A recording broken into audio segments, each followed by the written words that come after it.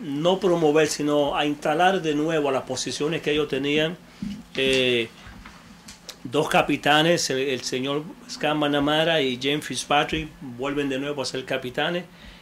Vamos a poner 4 a teniente, Mark Ciccarelli, Jen Brasso, Dan Fleming en Steve Schaefer. 5 vuelven al rango de sargento. El sargento John Bernard, Jay Cirulo, Carl Trombley, John Nicoletti y la señora Amanda Burke. Y también tenemos, como dije ahorita, el privilegio, el honor, la gran oportunidad de nuevo, con la cooperación de todas esas personas que mencioné ahorita. El director de personal, Frank Bonet, también hizo un trabajo bien arduo. No mencioné a Patrick Blanchet, más que la mano derecha, casi mi cabeza. Hizo un gran trabajo, al igual que Ron Bell, mi jefe de despacho, mi chief of staff. También tenemos el privilegio, vuelvo y repito, de hacer un sargento nuevo que no estaba en los rangos antes, el señor Maurice Aguilar. Y de nuevo con la colaboración de todos los mencionados, pero especialmente de el Chief Romero, el jefe de la policía, y el presidente de la Unión. No sé cuántas veces le voy a dar las gracias a ellos, porque en verdad, aunque la decisión es mía propia, como alcalde, sin la colaboración de todos los ya mencionados, no pudiéramos estar aquí hoy haciendo esto. Queríamos hacerlo, que iba a suceder luego, pero dado la colaboración de todos los que están aquí presentes, por eso hemos podido hacerlo hoy. Le doy 1.000.000 de gracias a ustedes.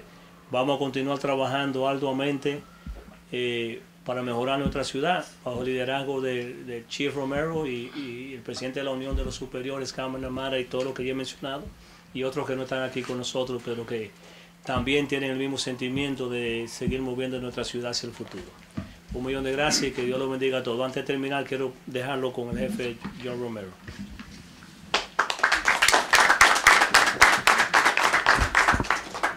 I want to thank the mayor, because we wouldn't be having today if it wasn't for the mayor. It is a great day. The mayor's absolutely right. A great day for the city of Lawrence. It's also a day that I think we turn the corner and we move ahead. You know, and the mayor's giving credit to people. In the last couple of months, the mayor and I have had meetings where we really sat down and said, you know, we need to move the city ahead. We need to work together. And we rolled up our sleeves. And I also want to give credit to Mark Iannello and Bob Nunes and Patrick and the entire staff of the mayor who worked with us and said, we can make this happen. You know, it's been a challenging couple of years in the city of Lawrence. We know that. You know, the budget cuts. You know, a city that depends on financial aid, state aid, and you know, when these cuts came, it really impacted on the city and impacted on public safety. But today we're here to say we've turned that corner. We're bringing back some of those specialized units with the supervisors here now. We'll be able to bring back some of those specialized units that were so successful in reducing crime. And I stand here before you and tell you we are certainly going to have an impact on crime, and we're going to reduce crime. And working with the mayor, working with the staff, working with the people of this city, we're going to turn this city around and get back to where we were, because we have turned the corner. And I want to thank the mayor. Thank you very much.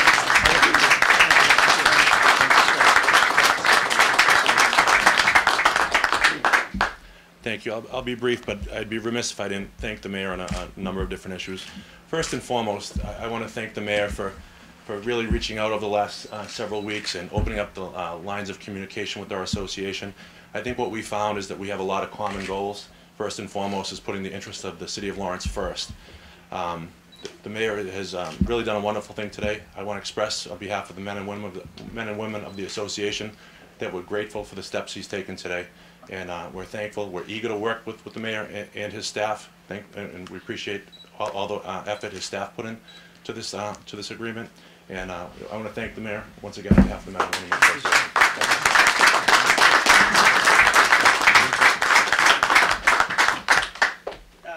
Just take a few questions. I don't know if there's any media here. Are there any media? A few questions, anyone? We also have a press release which we'll be issuing as well. Yep. Just don't go playing your the lottery. I already paid $3, and I think I had the winning ticket. So we'll have a whole bunch of new police officers if we get it. They'll all take effect April 1st. So it'll be effective on Sunday, which is their official shift change. So April 1st they'll be effective as permanent, and Mr. Aguilar will be in a provisional until we get the civil service paperwork. But he is number one on the list. He has the newest, she's the one with the new shirt in the background. So.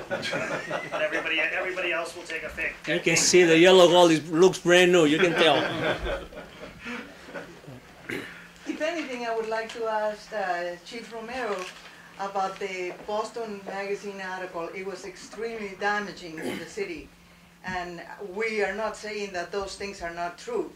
But how do you think that, how are you reacting to that article? Well, I think it made people from Lawrence come out and say, I mean, we have challenges. We know that. We're facing, you know, we had to make cuts in the police department that resulted in increase in crime. But I think people in Lawrence are rallying around us and saying, you know what, this is our city, this is our home, and I think positive have come from that. I mean, I think people are really rallying towards defending their city and saying, look, you know, this is a great city to live in. It is great to raise your family, and I think we need to work together. If we're going to be successful in moving the city forward, it's because the elected officials, it's because the people of the city, it's because of the community, the police department, you know, everybody working together, pulling in the same direction to move the city ahead.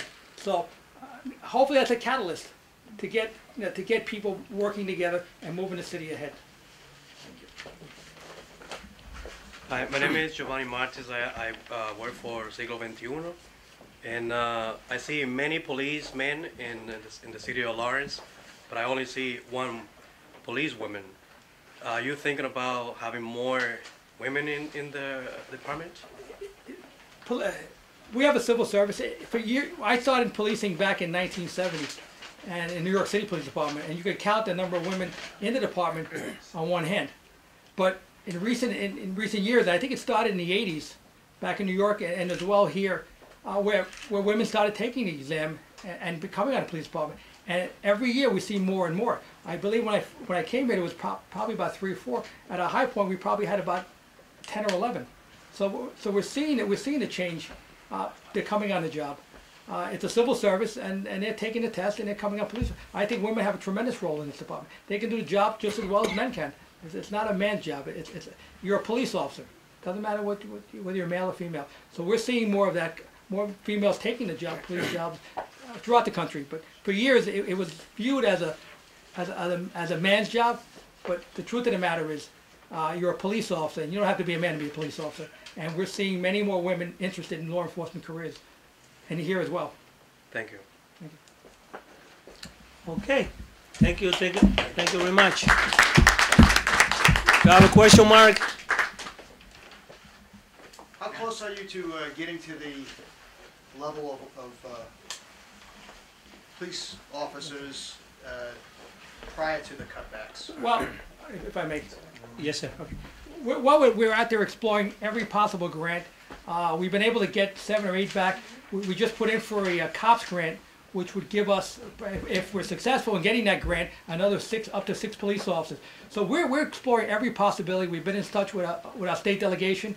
But what I understand, we received a grant this past year for $631,000. I believe that that looks pretty positive for next year, and perhaps even more. So we're out there exploring every possibility. Our goal is to get us back to where we were. But we've turned a corner in terms of getting some officers back and getting back to some of the things that made us successful. But we're out there exploring every possibility on a grant level to get people back and working in the city of How many Lawrence. you're at now? With that, How many years?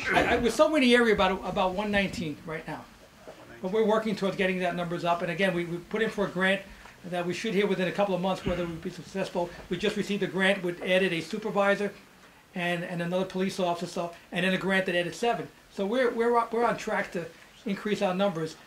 It's a long road. I mean, obviously, you know, the state is not out of its financial difficulties, but there's light at the end of the tunnel. Things are progressing in the state, and that's going to help Lawrence as well. And we're hopefully both on the federal and state level that grants that we put in for will get more police officers and get back to doing what we need to do. What are the specialty units that are going to be? Before the Chief answers the second part of your question, I just want to make sure that you understand that every person that got laid off have been called back. So if there is a gap, and I need to make that clear, is due to the position either that were retired or Retired or lateral transferred to some other departments.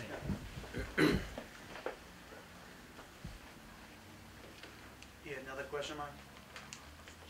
Yeah, the specific units, they're gonna go back. Yeah, I mean, we're bringing back our special operations division. Within that division, you'll have insurance fraud, auto theft, you'll have the drug unit, you'll have community policing. And from there, we'll start building, as we get more people back, we'll build back more units. But I mean, drugs fuel most of the crime in the city. And if you impact on the drug problem, you're gonna impact on crime across the board. So that's why it's important. And this unit will function under Captain Vask, who was the commander of the special operations beforehand. He's a trained veteran, he knows what to do, and we're gonna hit the ground running, believe me, and we're gonna make an impact. We're also gonna go out there doing what we did before, doing sting operations, reverse drug operations, doing a lot of operation impacting on problems in different parts of the city. All right, thank you. We just need the officers to stay. need to do some paper. Thank you.